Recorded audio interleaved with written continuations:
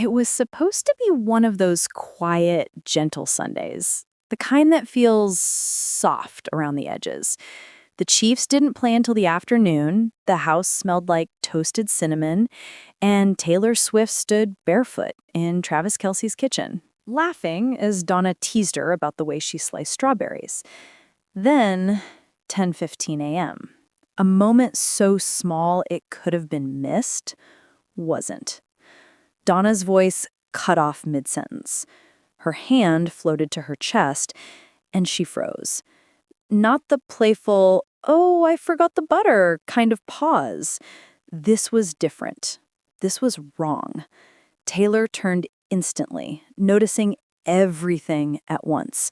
The shift in Donna's face, the color draining from her cheeks, the way she braced herself on the counter like the room was tilting. Donna? One word. Soft, but sharp with fear. For a heartbeat, Donna tried to smile through it, tried to pretend she wasn't hurting, but the truth pushed through her voice before she could stop it. I don't feel right. The warmth in the kitchen evaporated.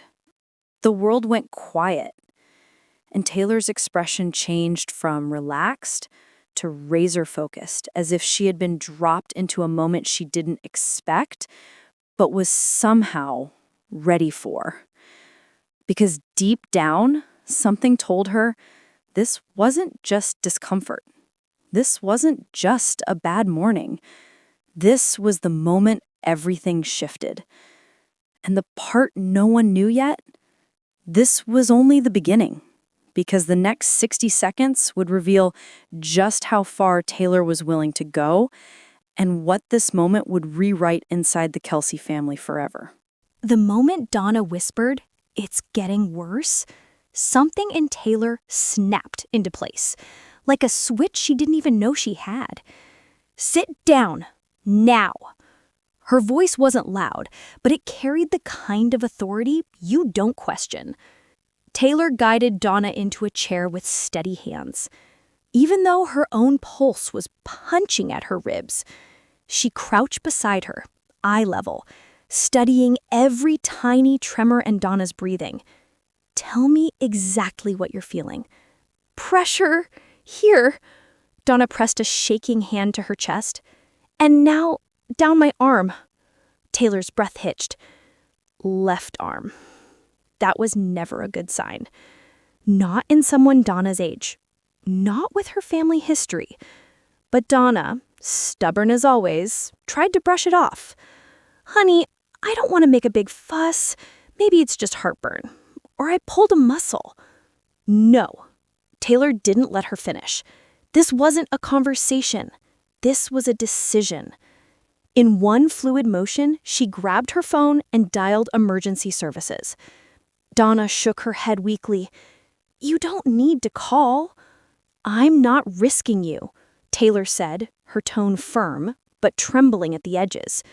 Not for one single second.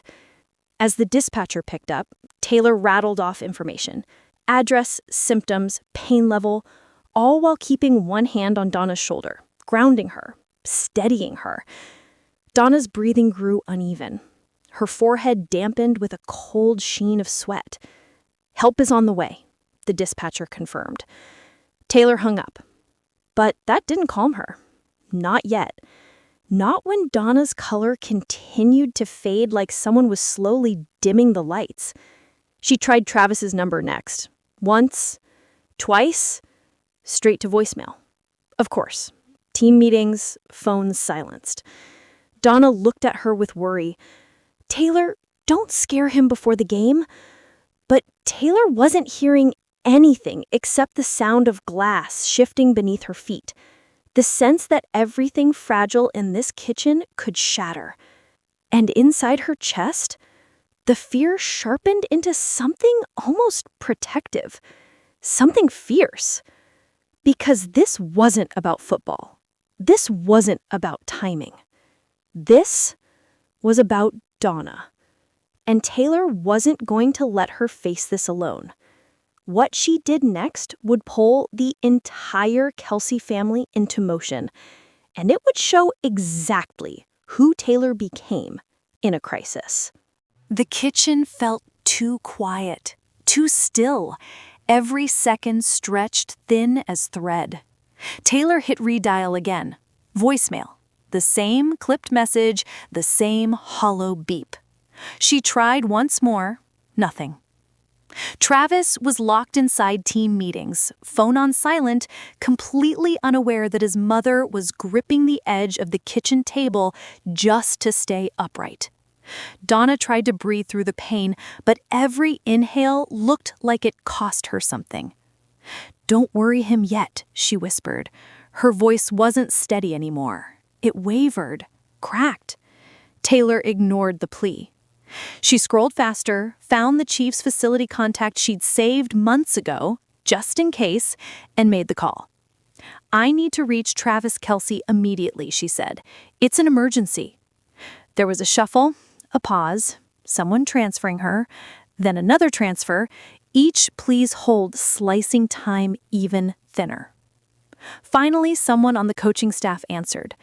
"This is Taylor Swift," she said, breath tight, voice trembling despite her trying to steady it.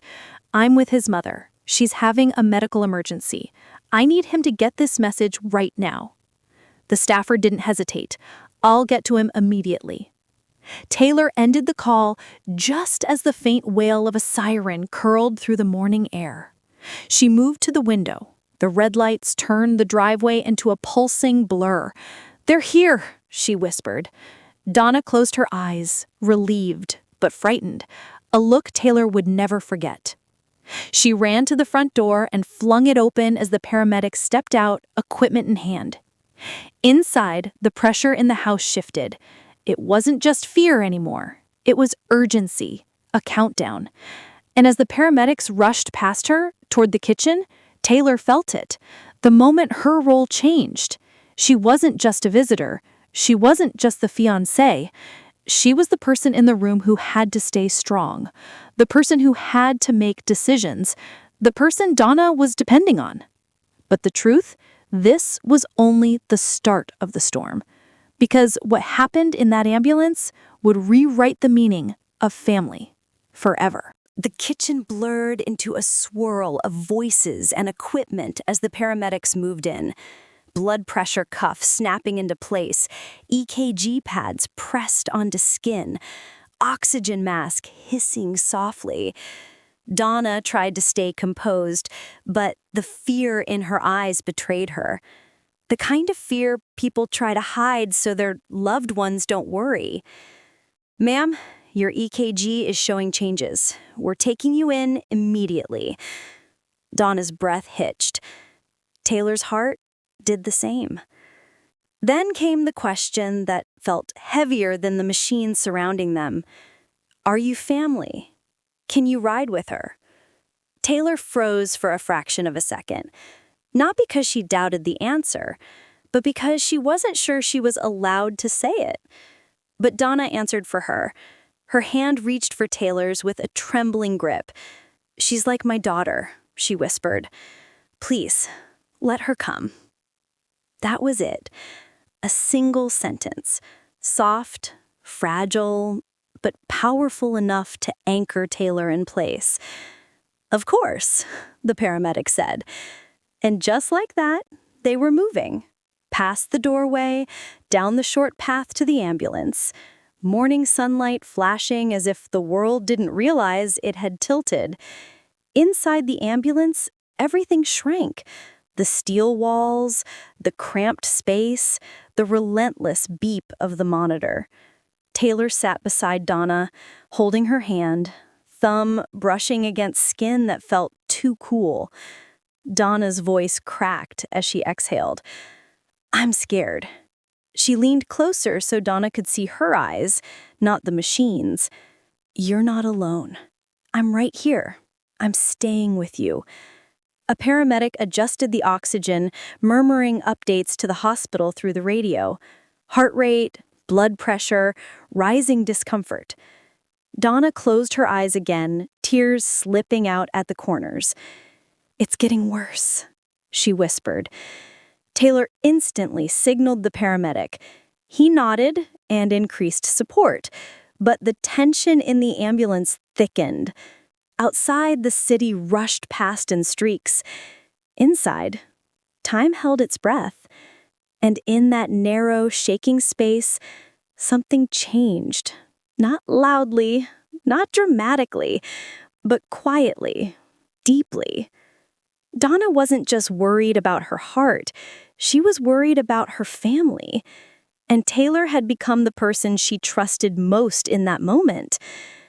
The siren wailed louder as the hospital neared, but what waited behind those ER doors would reveal truths none of them were ready for. The kitchen blurred into a swirl of voices and equipment as the paramedics moved in. Blood pressure cuff snapping into place, EKG pads pressed onto skin, oxygen mask hissing softly. Donna tried to stay composed, but the fear in her eyes betrayed her. The kind of fear people try to hide so their loved ones don't worry.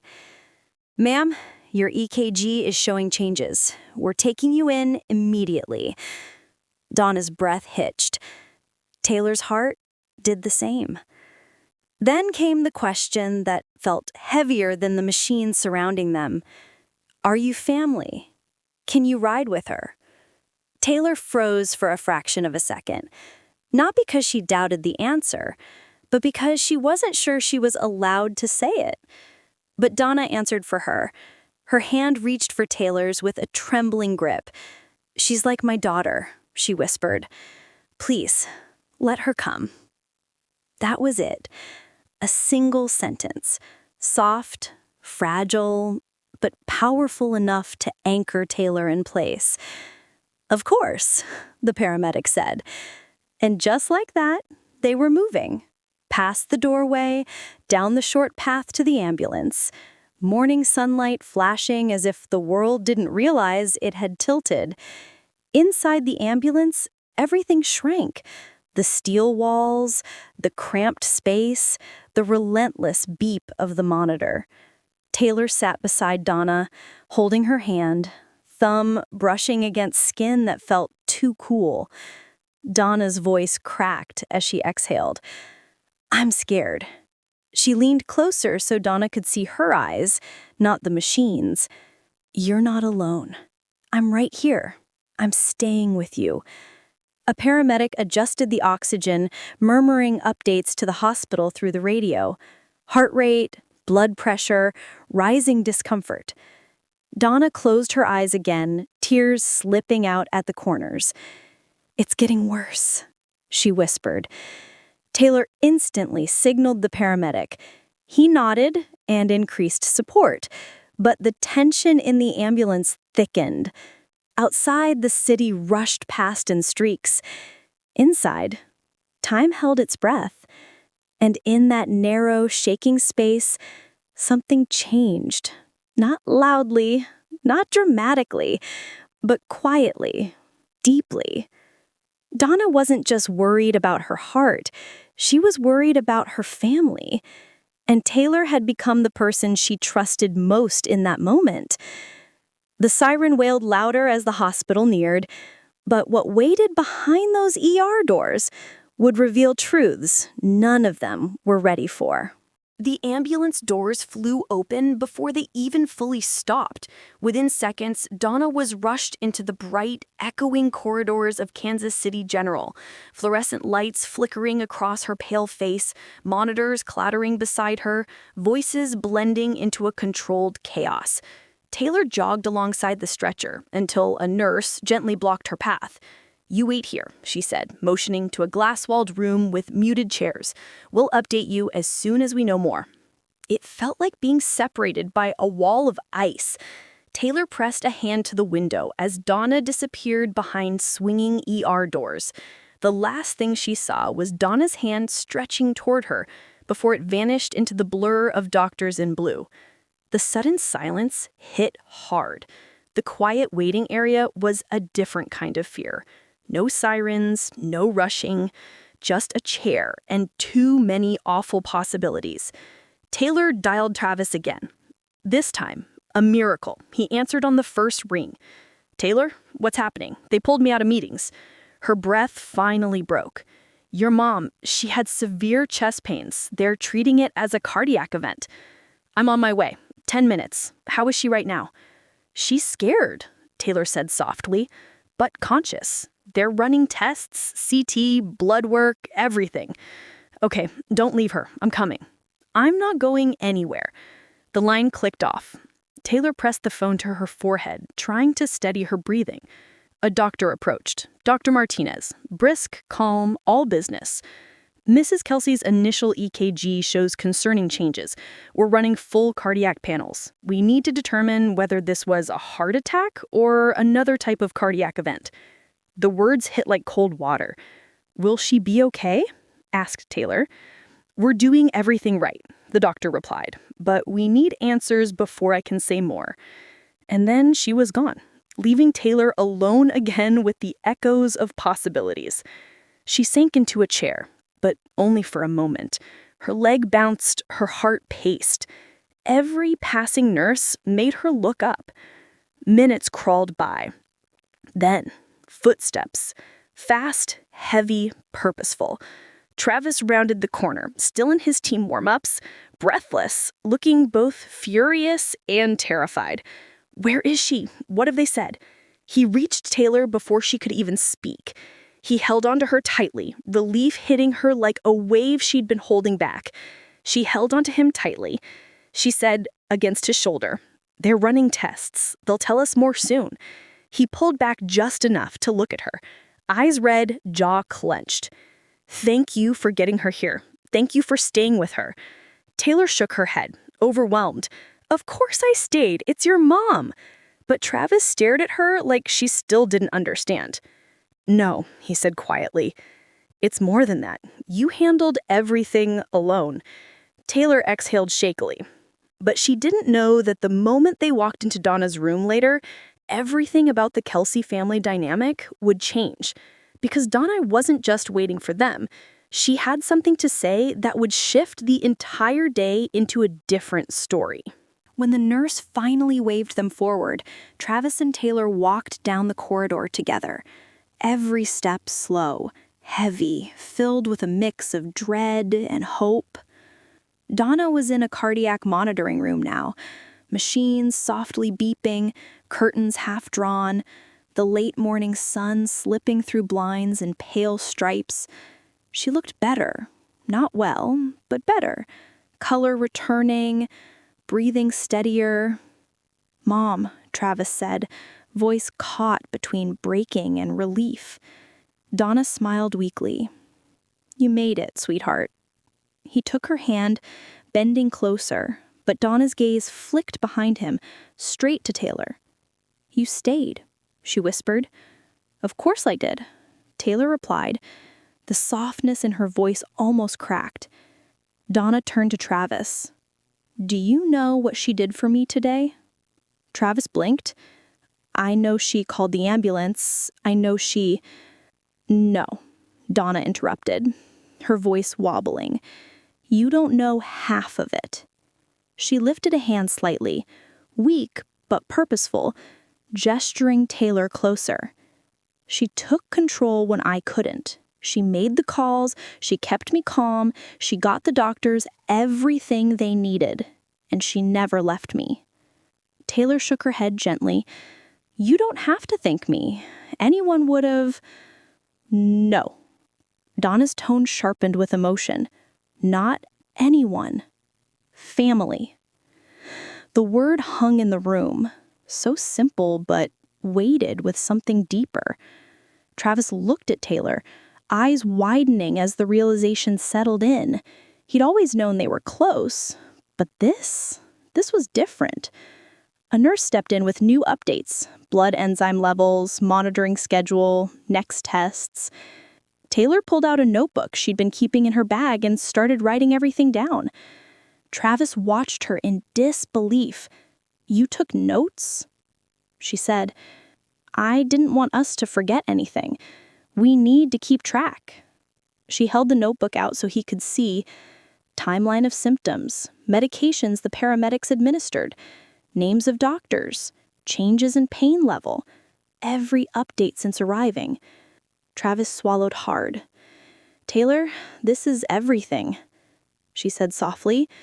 "You shouldn't have to handle the details today. You need to focus on your mom. I'll keep track of the rest."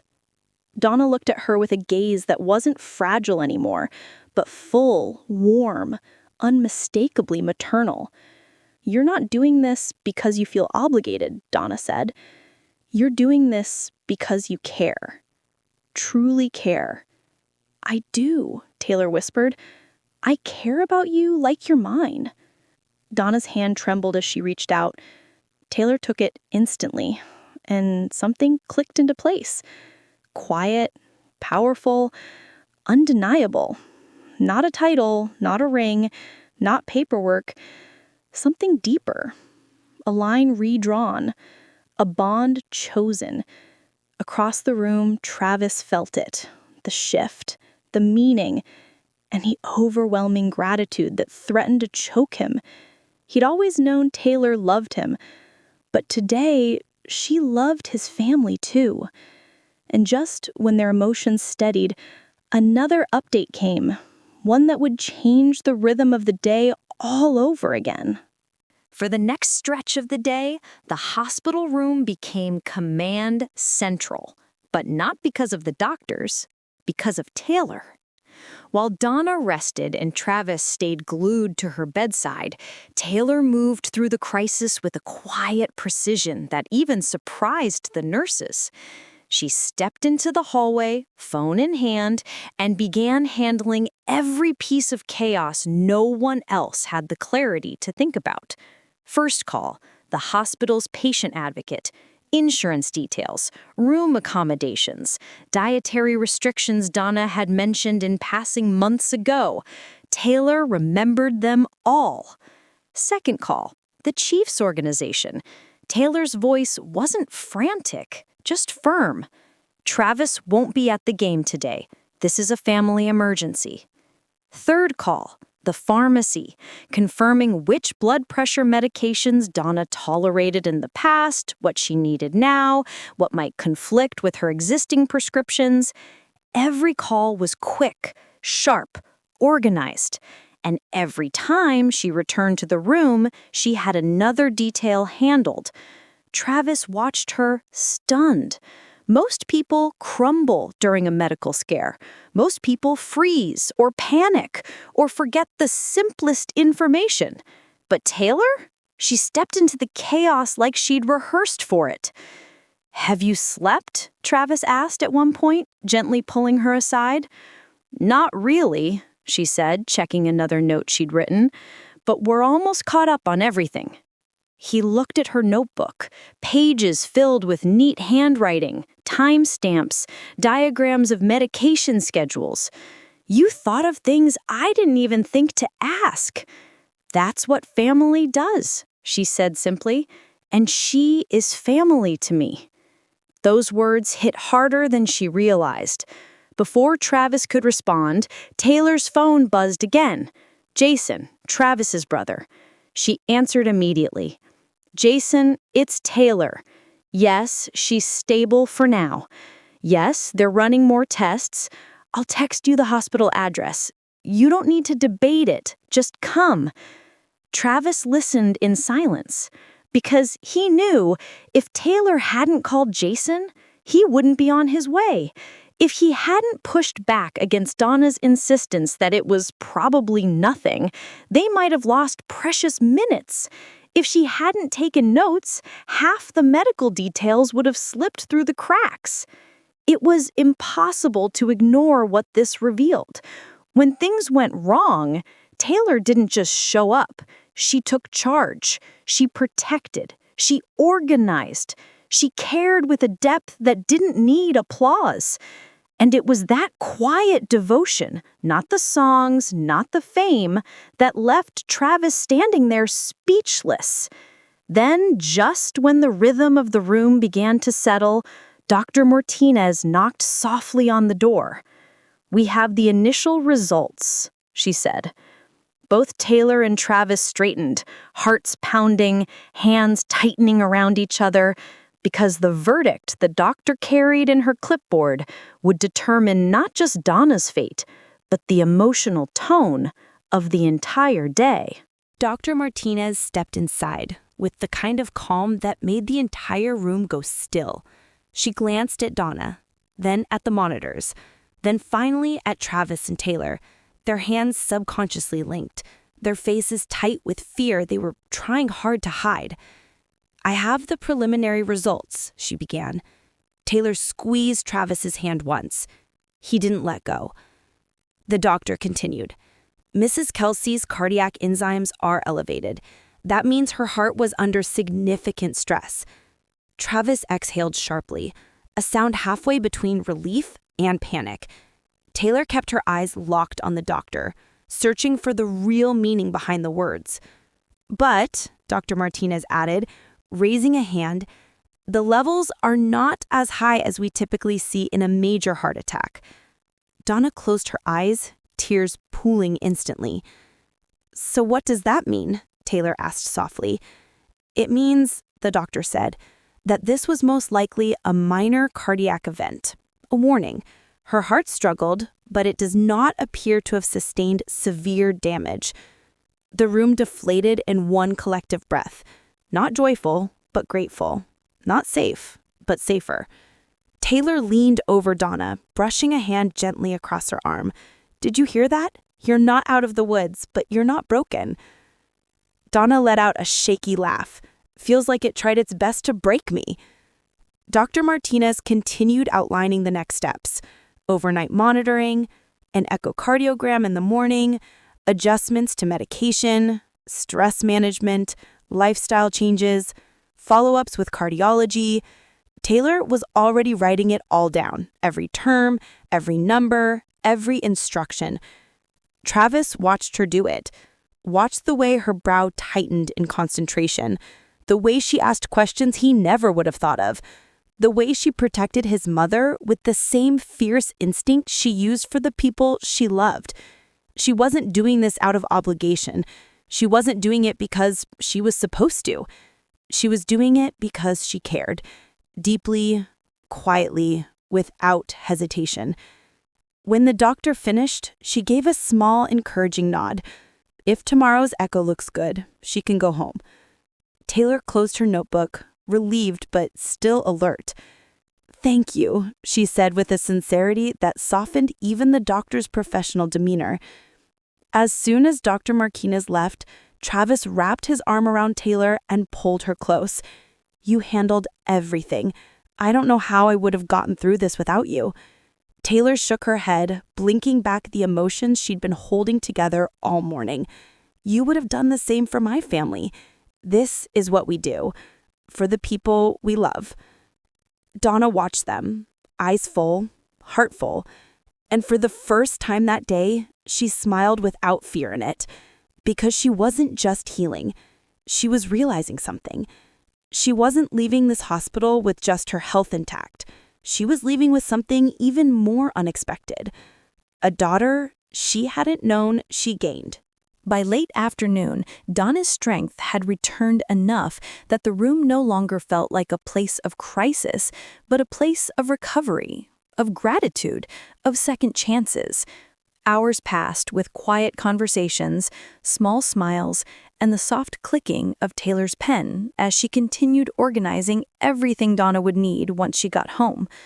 When evening visiting hours began, Jason arrived first, jet-lagged, breathless, still wearing the clothes he had rushed to the airport in. He stepped into the room and went straight to his mother.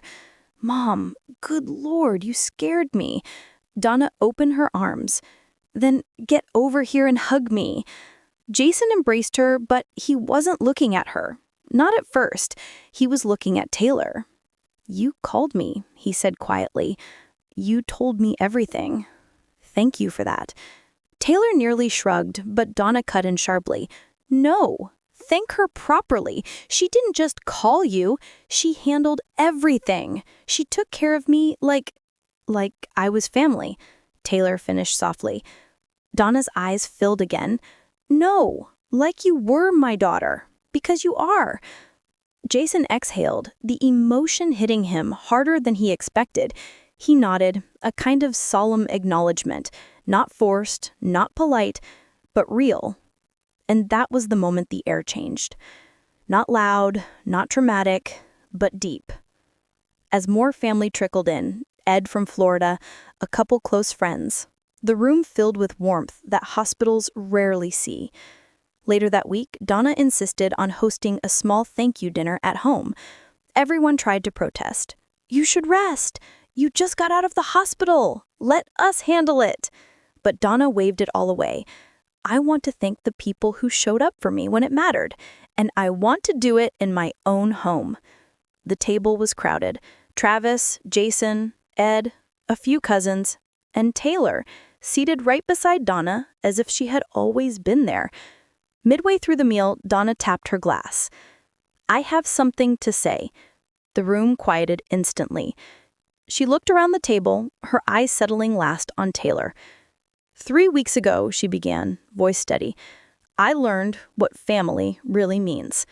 Not the kind you're born into, the kind you earn, through love, through presence, through devotion." Taylor's breath caught. Donna continued, "When my heart gave out on me, this woman," she gestured toward Taylor, "stepped in without hesitation. She protected me. She comforted me. She handled everything I couldn't handle, everything my fear wouldn't let me face." Travis swallowed hard. Jason looked away, blinking. Ed nodded slowly, knowingly. "And that," Donna said, voice thickening, "is not what a future daughter-in-law does. That is what a daughter does." The room softened, emotion rippling through it like a warm wave.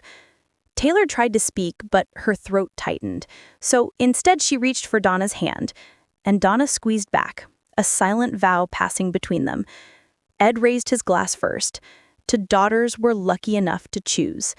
Jason lifted his, to the ones who stay when things get hard. Taylor lifted hers, voice shaking, to mothers who open their hearts, even when they don't have to.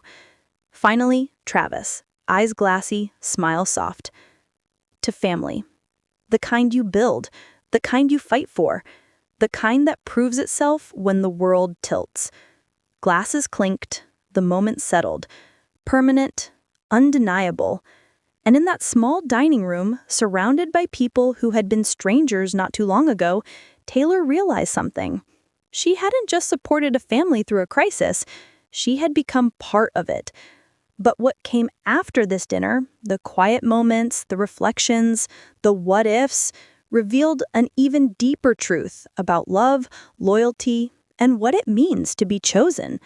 In the days that followed the scare, life didn't snap back to normal.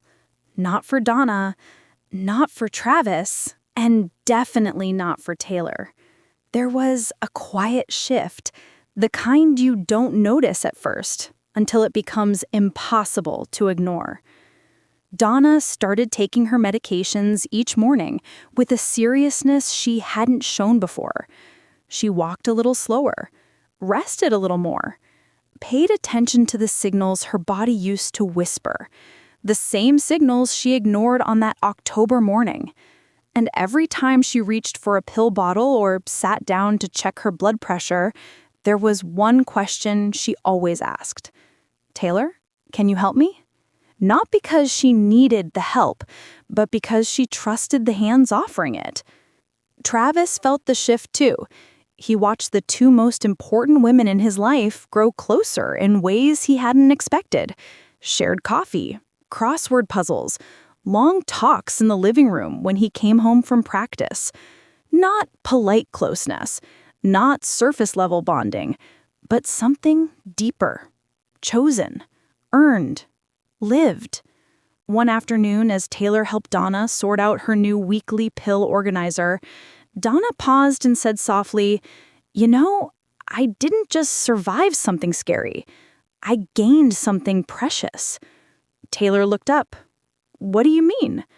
"A daughter," Donna answered, without hesitation. "I gained a daughter."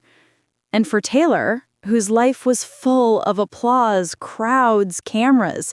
That single sentence felt louder than any stadium she had ever performed in, because it wasn't admiration, it wasn't fandom, it wasn't public praise.